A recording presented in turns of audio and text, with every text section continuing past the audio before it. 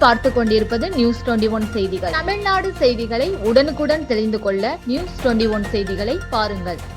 Villupuram ES nursing கல்லூரியில் cyber crime விழிப்புணர்வு. Villupuram ES nursing கல்லூரியில் சுமார் 400 மாணவ மாணவியர்களுக்கு சைபர் கிரைம் சம்பந்தமான விழிப்புணர்வு நிகழ்ச்சி நடைபெற்றது.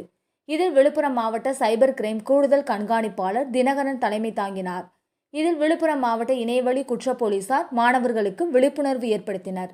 இந்நிகழ்வில் ஓடிபி தொடர்பான குற்றங்கள் குறித்தும், தனிநபர் கடன், digital arrest, loan apps, school scholarship scheme, part time job பற்றிய சைபர் கிரைம் போலீசார் மூலம் விழிப்புணர்வு ஏற்படுத்தப்பட்டது.